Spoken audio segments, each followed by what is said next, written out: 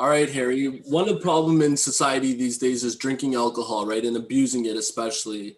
What is the Christian's responsibility and standard of drinking alcohol? Should we drink alcohol? Should we abstain from it? It's something that we've talked about before in the church. What do you think? Yeah, the Christian community has always been quite divided on this. And the New Testament doesn't really elaborate on it. We know there was likely a little used here and there, that we hear little hints of it, but not much. Drunkenness, on the other hand, has always been considered bad behavior. Old Testament and New, there is just no appropriate place for that. It's always on the evil list. But alcohol has always been a curse to the general public over the centuries, and the ghettos of the cities have always been flooded with problems with it. John Wesley, the Methodist from the 1700s, he was the evangelist that started that group.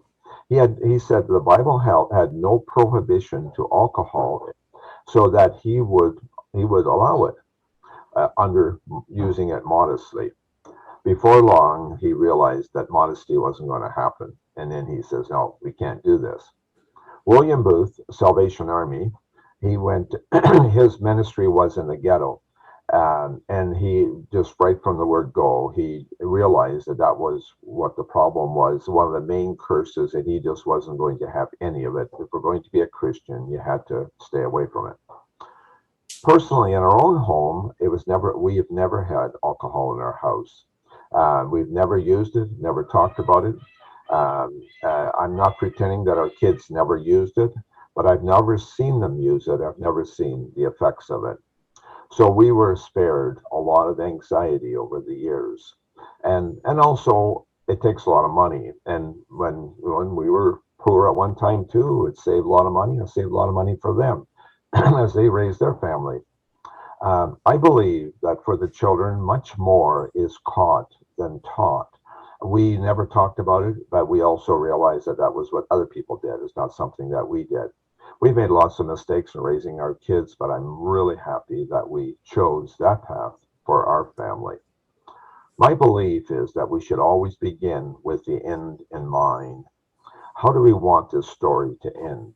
And especially if we're raising a family and all that, um, then we can make decisions towards making that happen.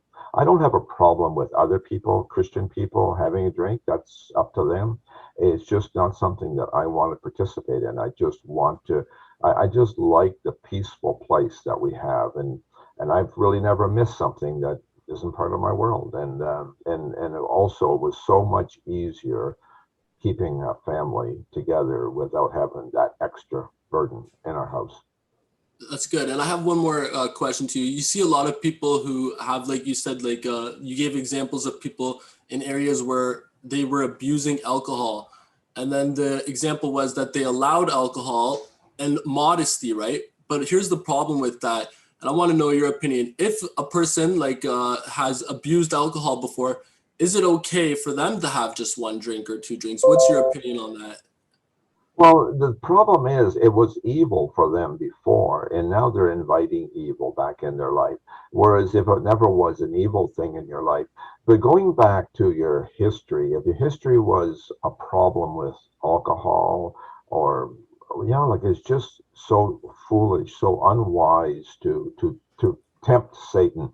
When we're born again, we have a new nature, and that new nature should focus on being as far away from sin as possible. I know in my own life, a lot of things I was weak on, so I just stayed a mile away from them. I just kept a huge distance on areas that I struggled with because I didn't, by the grace of God, with my the last 10 years have been a lot easier because I've lived I lived that surrendered life. The answer is yes. I want to do your will.